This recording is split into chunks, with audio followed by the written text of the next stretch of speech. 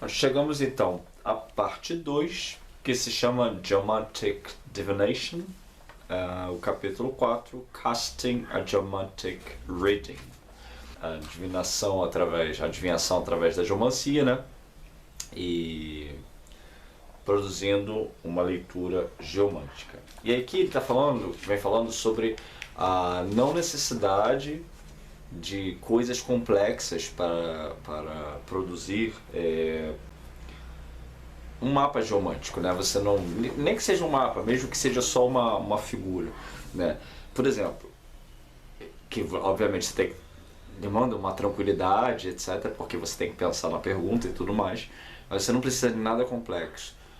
A geomancia, por exemplo, ela não precisa de objetos específicos, ok? Por exemplo, a gente vê algumas tradições que elas têm no objeto, né, o elemento fundamental para se descobrir o oráculo ali, né? Então, por exemplo, no tarô, você precisa do quê? Das cartas. Sem carta você não joga tarô. No Ifá, né, você precisa lá dos objetos do Ifá e etc. Enfim, né, por aí vai. No pêndulo, né, você precisa do pêndulo. E uma série de outros oráculos que você precisa do objeto em si, né? O objeto está intimamente ligado ao resultado ali do oráculo. A geomancia não. A geomancia você pode usar praticamente qualquer coisa, desde que você consiga, através dessa coisa, alcançar uma lógica binária, né? Para formar a figura. Então, às vezes eu tenho uns clientes, geralmente quando eu tenho os meus clientes, a primeira figura, né, a primeira figura do mapa é a pessoa que me diz. Eu faço uma pergunta para ela, né, e aí ela, através daquela resposta, ela me diz o resultado da primeira figura. A segunda, a terceira e a quarta, né, que são as figuras necessárias para formar o mapa, eu consulto os espíritos através dos objetos consagrados que eu tenho aqui. Mas a primeira figura é sempre a pessoa que me diz, ok? E ela nem sabe que ela está me dizendo aquilo ali, ou a forma como eu alcanço a figura através da resposta dela. Mas eu tenho um método pessoal que aí a pessoa me diz a primeira figura. Então o que ele vem dizendo é que você não precisa, né, de nada muito complexo para formar as figuras na geomancia. Basta que você esteja num lugar tranquilo e, obviamente, por essa lógica do que a gente falou antes, do spiritus mundi, do anima mundi, do corpus mundi, né? Recomenda-se, né? Isso é uma recomendação que vem daí desses geomantes antigos, né? Que em dias de tempestade não se produza nenhum mapa geomântico. Por quê? Porque a gente, tal como nós passamos por momentos de pessoais que a gente às vezes não tá bem fisicamente, né? A gente está às vezes nervoso ou desequilibrado por algum motivo.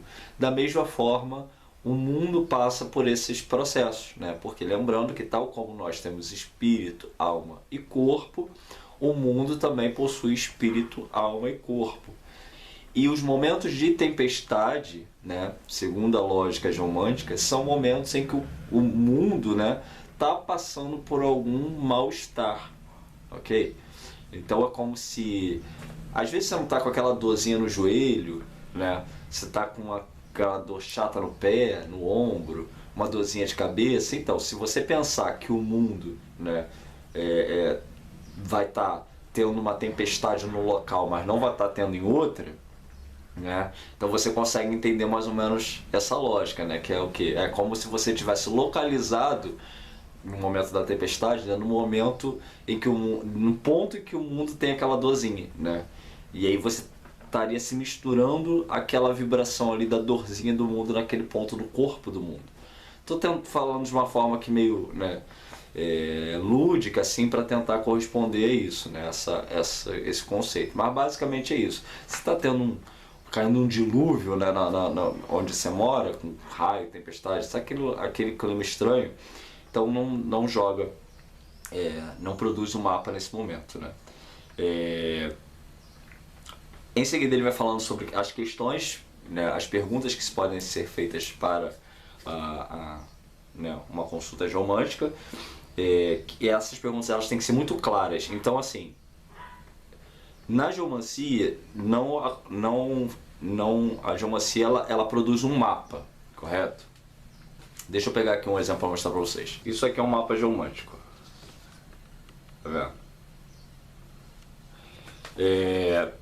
Então, isso aqui não dá para ser feito no momento que a pessoa estiver ali na sua frente fazendo a pergunta, correto? Existe uma complexidade aqui, né, que demanda um certo tempo para isso aqui ser produzido, ok? Dá para fazer em 5 minutos? Dá, né? Mas não é igual o tarô, por exemplo, que a pessoa muitas vezes fica sentada ali na sua frente e a pessoa fica fazendo 1 milhão de perguntas e você vai tirando carta e respondendo aquele 1 milhão de perguntas. A geomancia não serve para isso, não funciona dessa forma, ok? Na geomancia você vai fazer uma pergunta por carta dessa aqui, por mapa desse, ok? Então a pessoa ela tem que estar com uma dúvida muito objetiva, né? Muito específica e saber e querer de fato saber aquela resposta, porque o investimento é por pergunta, ok? Então é lógico que uma pergunta, como eu disse, isso aqui não vai te responder só sim ou não. Isso aqui vai te dar toda uma resposta muito mais complexa do que sim ou não, né? Se te disser o sim, vai te dizer as razões para o sim. Se te disser o não, vai te dizer as razões para o não. E se não for uma pergunta de sim ou não, vai te dizer as tendências para aquilo. Mas não é um oráculo que você vai ficar perguntando, por exemplo, tá tudo bem com a minha casa? Aí você vai responder, né? Igual no tarô, né? Às vezes o consulente pergunta, tá tudo bem na minha casa? Aí você vai lá e joga a carta. Tá sem acessar. Aí o meu marido. E no meu trabalho. E se eu for viajar? Entende? Às vezes uma consulta com o tarô, a pessoa fica fazendo várias perguntas ali e o tarólogo, né, o oraculista, fica respondendo aquele monte de perguntas de temas variados, às vezes uma coisa nada a ver com a outra, etc. Porque a carta ela te possibilita isso, mas também é uma resposta bem básica muitas vezes, né? Porque você vai jogar o quê? 1, 2, 3 cartas ali para responder a pessoa. A geomancia não. A geomancia o consulente vai vir, né? Vai falar, por exemplo, eu quero saber se meu marido está me traindo, por exemplo, né? Você vai fazer um mapa inteiro para aquela resposta ali. O mapa vai te dizer se ele está traindo ou não, se ele estiver traindo, com quem provavelmente ele está traindo, os locais que ele frequenta para essa traição, a relação com dinheiro, né? Enfim, a geomancia ela vai contar uma história, né?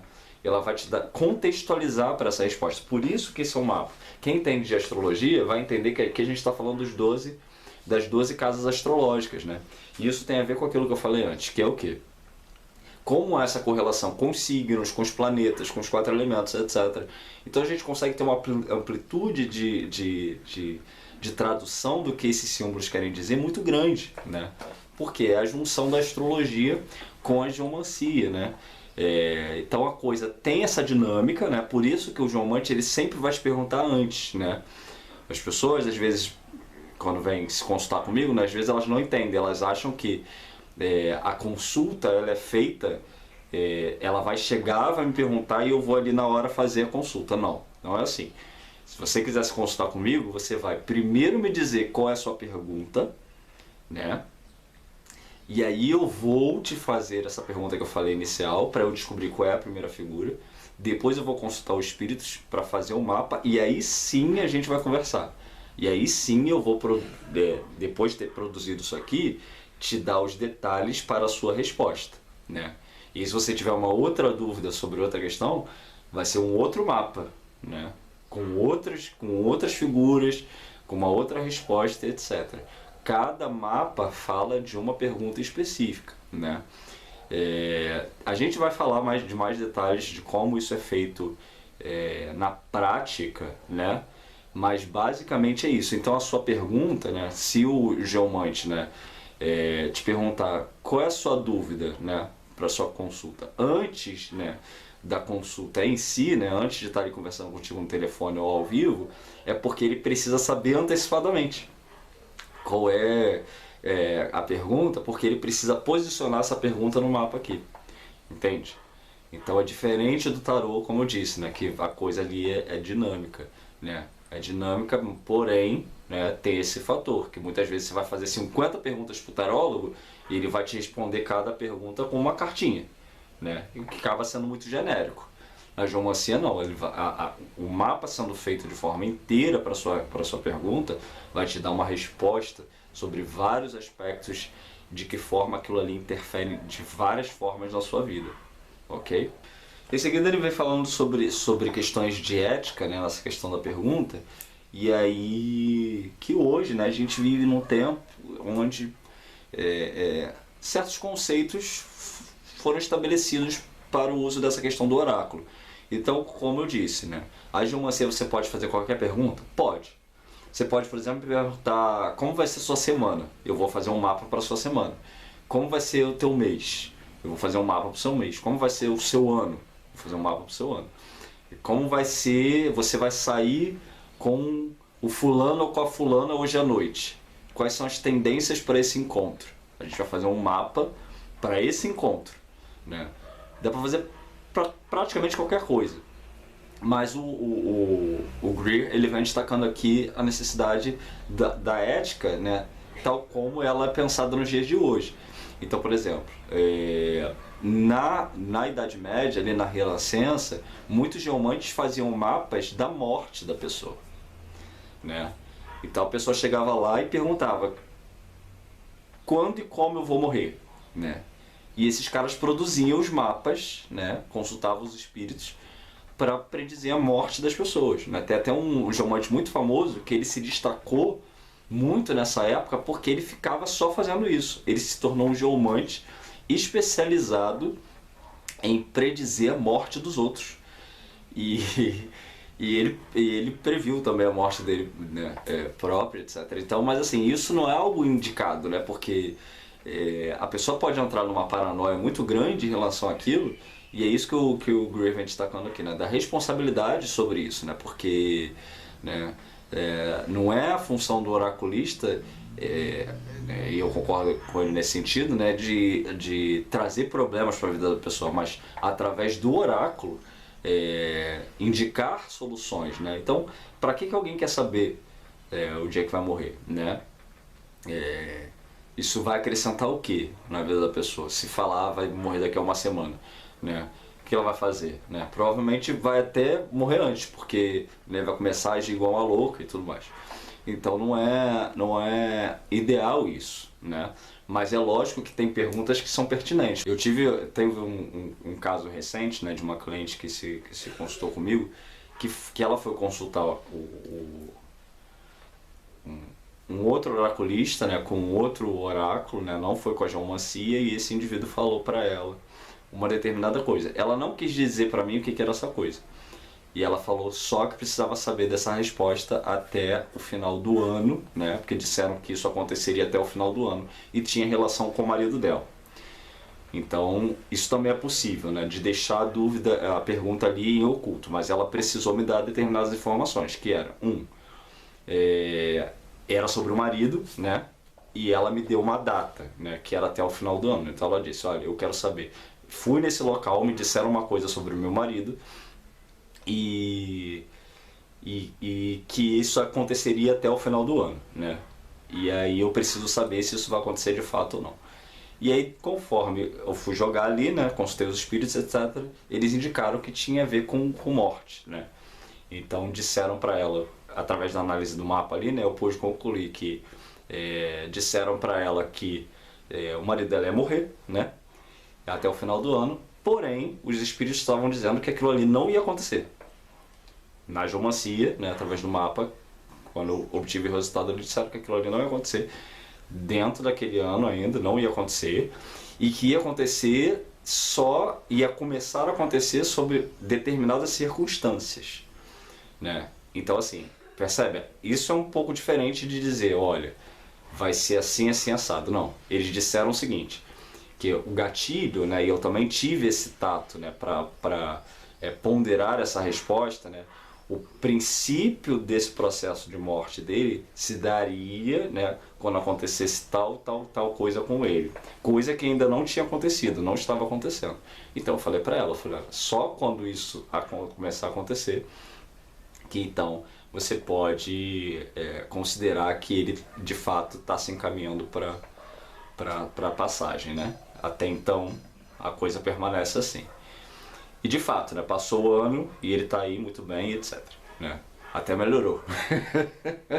E falaram para ele para ela que iria, né, passar dessa aqui. Enfim, então assim, são coisas, né, que às vezes pegam a gente de surpresa, etc. Né? São perguntas inesperadas e tudo, mas que a gente tem que ter essa responsabilidade. E o Greeley vem destacando isso, né, sobre essa necessidade de ser muito de ter esse senso, né, de saber como saber o que responder para as pessoas, como responder, etc, para não gerar, né, mais problemas na vida de ninguém, porque o oráculo ele serve para isso, ele serve para trazer solução, né, para sua vida, mesmo quando cai algo negativo, né.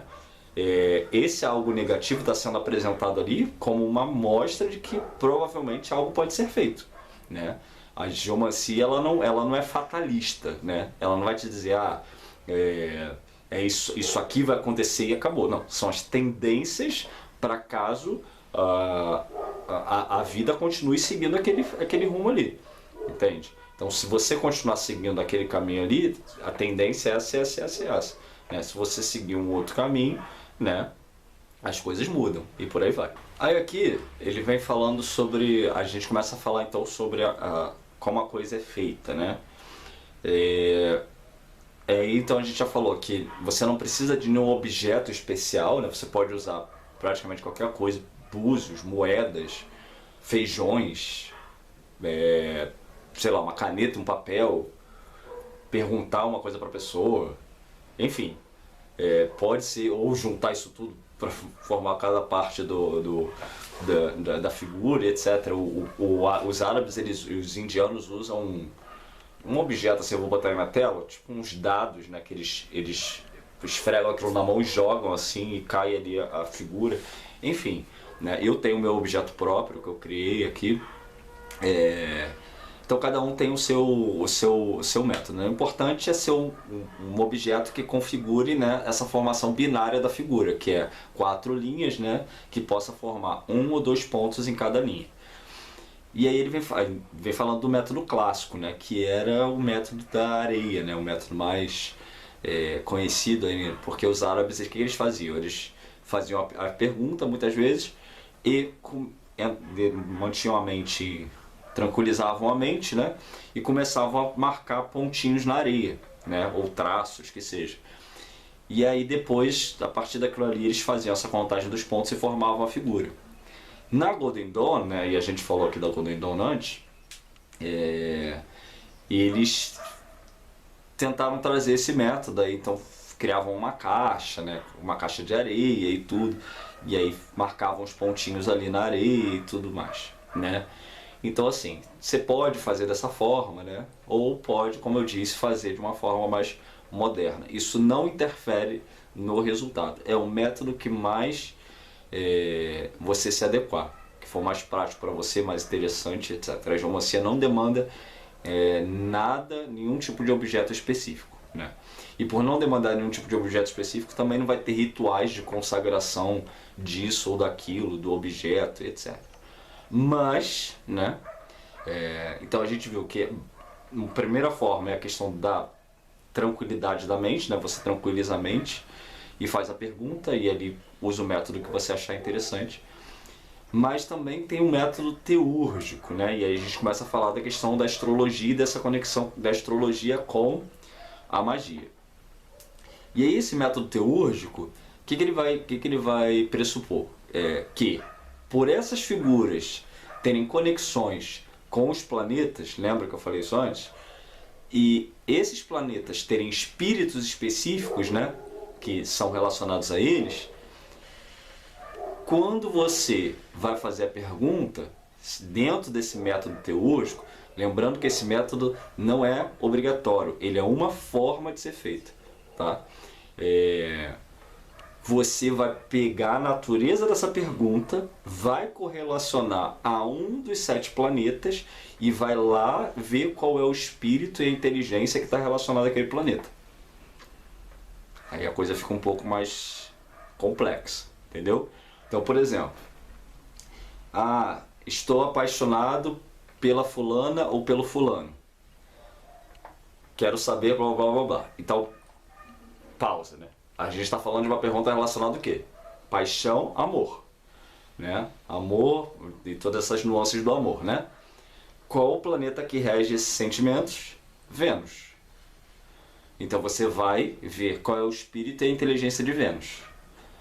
E aí você vai marcar o sigilo desse espírito, dessa inteligência, no topo do mapa geomântico, né? Disso aqui. Então, o mapa, esse aqui é a forma como eu fiz, mas tem, na verdade, são duas partes, né? E vai ter um espaço para você colocar ali o sigilo do espírito da inteligência do planeta, né? Ou você marca qualquer lugar, sei lá, mas você tem que marcar aquilo ali, né? Desenhar por cima, que seja, mentalmente. E aí evocando essa força para que essa força então auxilie o processo da divinação ali na hora de você consultar as figuras. Então é como se você chamasse o espírito e a inteligência relacionado àquela pergunta para que ele movimentasse, né, o resultado ali para ser uma pergunta mais precisa possível, porque é um espírito e uma inteligência que está relacionada intimamente àquilo ali. Entende a lógica? Então, quais os melhores espíritos e inteligências para falar de amor, senão os espíritos de Vênus? É mais ou menos isso. Então, eles ficariam responsáveis por movimentar ali o resultado para te dar a resposta.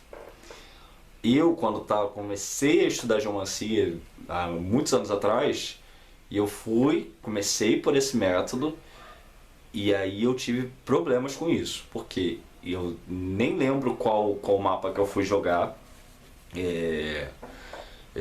qual era a pergunta, e aí eu não lembro qual espírito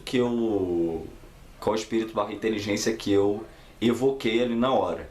E eu passei o dia inteiro com aquele espírito na minha cabeça. Embora tenha feito todos os procedimentos necessários de banimento, etc., não saiu. Não saiu. Eu fiquei o dia inteiro vibrando naquele planeta, eu não lembro qual. Nem quero lembrar também porque foi uma coisa extremamente incômoda, né? E não foi legal, assim, pra mim, tá? Não tô dizendo que pra todo mundo, etc. Pra mim não ficou bom porque a energia veio e ela ficou. E eu fiz os banimentos na época, eu praticava banimentos diariamente, né? Como muitos de vocês sabem, eu sou telemita, né? Então, isso é uma prática bastante comum dentro de Telema, essa questão do banimento e invocação dos elementos e dos planetas, mas não adiantou. E aí ficou aquela energia ali. Então, assim, é da opção de cada um, né? Isso, é lógico, vai tornar o seu mapa muito mais complexo de ser feito, porque você vai estar evocando aquela força planetária, né? Chamando aquilo ali para poder fazer o jogo e etc, para poder analisar. É uma maneira tradicional? É uma maneira tradicional. É a única maneira tradicional? Não. Como eu disse, você pode fazer de uma maneira simples, né? Simplesmente jogar ali o objeto que você queira, né? Ou fazer perguntas para a pessoa e fazer o mapa, sem se conectar com os espíritos planetários, ok? São opções. E aí eu vou mostrar para vocês agora como é que é feito então o mapa, são 2 mapas, tá? Que são feitos na geomancia, que formam uma única interpretação. Mas vocês vão entender a lógica disso, né? Mas o primeiro mapa é chamado de mapa do escudo, né? E eu vou mostrar para vocês aí como é que ele é feito especificamente. Bom, vou mostrar para vocês agora como é que funciona, né? Rapidamente aqui a construção do mapa, né, etc. Aqui, ó, tem o objeto que eu construí, né, que serve para essa finalidade aí de formar as figuras, tá vendo? São quatro 4 partes, uma com um pontinho, aqui não tem pontinho no 1, os 2 pontinhos, né? Então, só para um exemplo, né, de como é feito. Isso aqui é lançado, a primeira figura, como eu falei para vocês, geralmente eu pergunto ao cliente, aí eu descubro a primeira figura a partir da resposta que o cliente me dá, e aí eu lanço isso daqui dentro do ritual, consultando os espíritos, etc. Vou jogar as 4 vezes aqui, que são as 4 vezes para formar as figuras iniciais, que são chamadas de 4 mães, que são as figuras necessárias para formar todo esse mapa aqui, né? Isso daqui também é um design que eu criei, eu fiz no meu gosto, etc. Mas não precisa ser desse jeito, isso aqui é um jeito pessoal meu, etc. E eu entrego, né? As pessoas que consultam comigo pessoalmente, eu entrego isso aqui, essa cartinha assim. Aqui vai o nome, né? A data, a pergunta da pessoa e a data. Então, digamos que fosse uma consulta, né? Eu ia lançar isso aqui e caiu aqui a primeira Coniúxio. Aí aqui a gente marca nesse primeiro espaço aqui, né? Que é chamada de mãe. Aqui são as 4 mães. Então a gente marca sempre da direita para a esquerda, né? Então a primeira, a segunda. Só para dar um exemplo aqui, né? Cauda Draconis.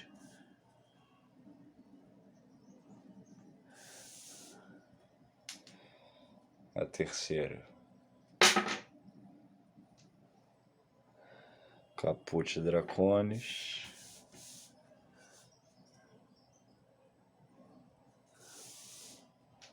E a quarta, Fortuna Maior. Assim pronto. A gente já tem todos os elementos necessários para a formação do mapa. E aí como que é feito, né? A primeira linha, então aqui a gente tem as 4 mães, a gente vai formar as 4 filhas. Então a primeira linha forma a primeira filha. Então a gente tem Rubels. A segunda linha forma a segunda filha. Então a gente tem Cauda. A terceira linha forma a terceira filha, Via. E a quarta linha forma a quarta filha. Ou seja, a gente tem as mães e as filhas. A gente vai formar as sobrinhas. Aqui a gente soma para ver se é ímpar ou par. Então, Letícia, somando as duas aqui, as duas casas, né? A gente tem essa aqui como resultado. Mostrando rapidamente aqui, só para vocês terem uma noção, né? Aqui. Essas duas aqui vão gerar o que a gente chama de testemunha da direita. E essas duas aqui formam a testemunha da esquerda. Essas duas, a testemunha da direita e a testemunha da esquerda, vão formar então o juiz.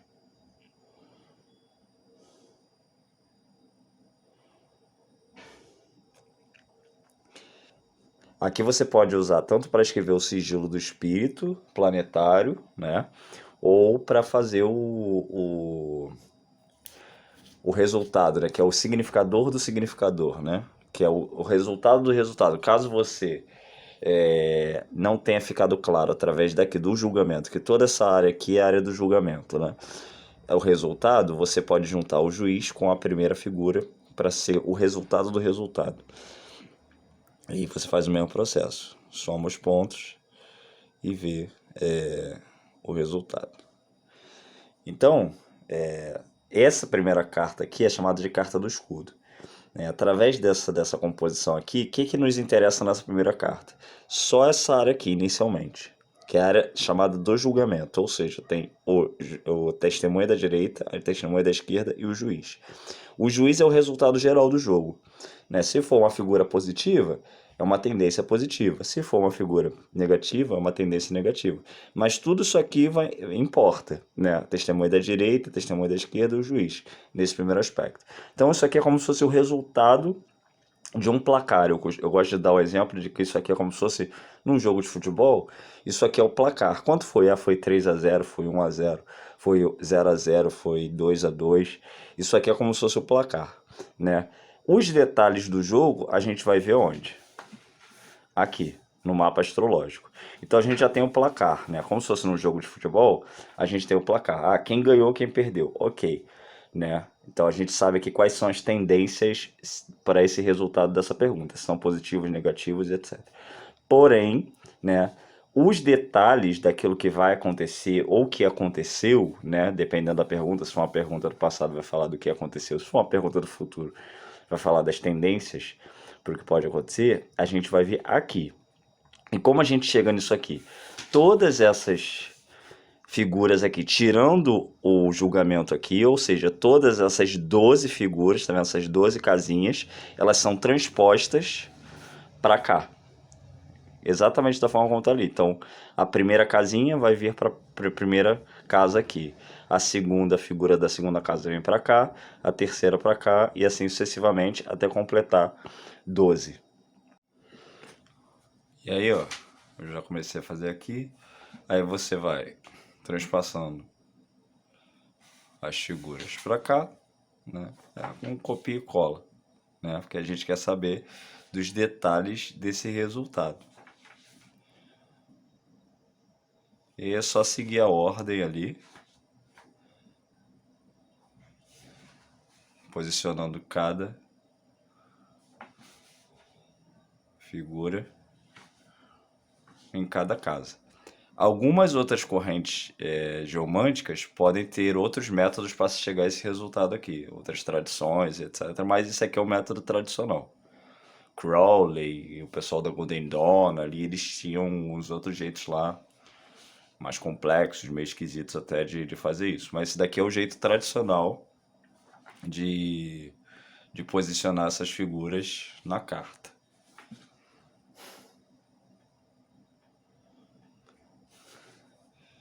E aí você tem que saber também, né? Por isso tem aqui ó, o espacinho que eu dedico aqui para saber a regência planetária dessa carta, né? Essa carta aqui de Geomante. Então, aqui a gente está falando da carta do escudo, né? E aqui é o horóscopo, né? A carta horária. E aí você tem que saber as correspondências de cada figura. Então aqui a gente tem Coniúxio, que é regido por Hermes. Cauda Draconis, que é Cauda Draconis. Caput Draconis, Caput Draconis. Fortuna Maior, que é o Sol, é solar. Rubels, que é de Marte. Cauda Draconis, e por aí vai. Via, que é o Sol, a Lua, o Sol, Letícia,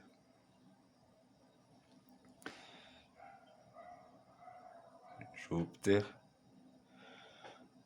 e assim sucessivamente.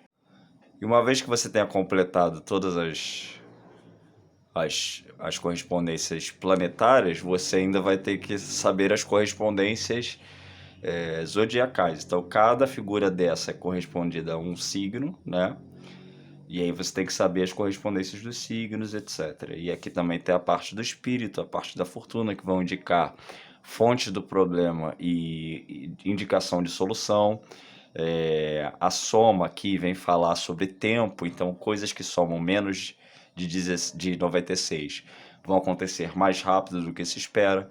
Quando esse resultado passa de 96, vão demorar mais para acontecer, como eu dei o exemplo lá para vocês do caso da cliente que perguntou sobre o marido dela, etc. Então, a parte da soma aqui também teve uma importância para determinar essa questão do tempo. Nem todas as perguntas envolvem tempo, mas quando envolve, isso aqui conta. A geomancia é um dos únicos oráculos do mundo que podem repetir figuras. Então, vocês estão vendo aqui ó, que Cauda Draconis se repete aparece na casa 2 e se repete na casa 6. Rubels aparece na casa 5 aqui, aparece na casa 10 nesse jogo aqui. E isso tudo também tem uma importância na análise, né, do mapa, que vai significar que eventos específicos envolvendo essas duas casas, aqui no caso a casa do dinheiro e a casa da saúde, da doença, aqui a casa dos prazeres e a casa da ocupação social. Então, tudo isso conta, né? Tudo isso vai ser levado em consideração para esse resultado que eu disse antes, que aqui a gente tem na carta do escudo, a gente vai observar só essa parte aqui, né, que é a parte do julgamento, que vai dizer o resultado geral do jogo para a pergunta, né? Então as figuras que tem aqui vão falar sobre coisas positivas ou negativas, benéficas ou maléficas, podem também falar sobre tempo, né? Então aqui a testemunha da direita às vezes fala do passado, a testemunha da esquerda vem falar do futuro, né?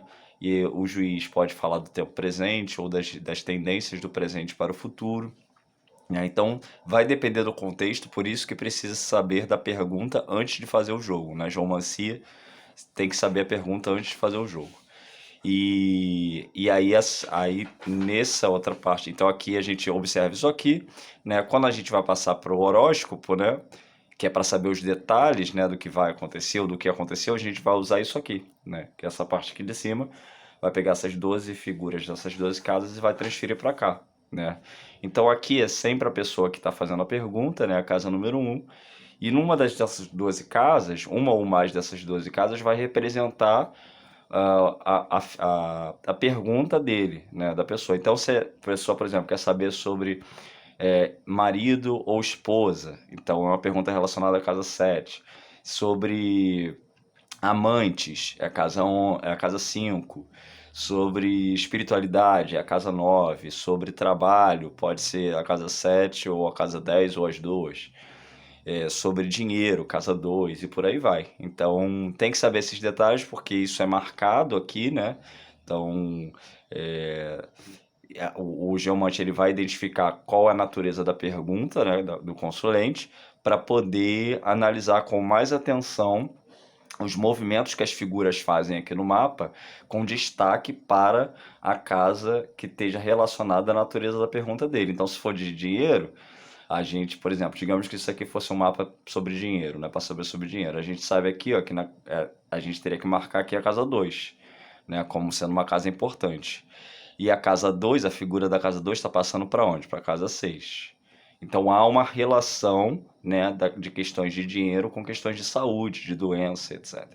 Né? Só para vocês terem uma noção então de como funciona a geomancia, ok?